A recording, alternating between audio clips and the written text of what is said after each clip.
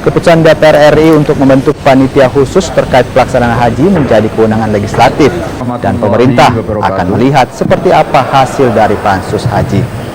Muhajir bilang ada pergeseran kuota haji khusus yang dilakukan oleh Kementerian Agama.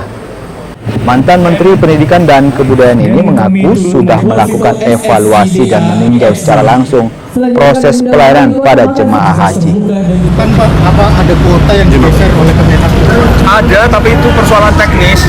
Saya sudah ke sana kan, kemarin saya sudah melakukan evaluasi di sana, sudah mendapatkan penjelasan yang cukup lengkap. Sementara ini kesimpulan saya tidak ada masalah, tapi nanti kita lihatlah hasil akhirnya seperti apa. Soal proses PPDB ini sendiri. Terkait kecurangan juga, Pak?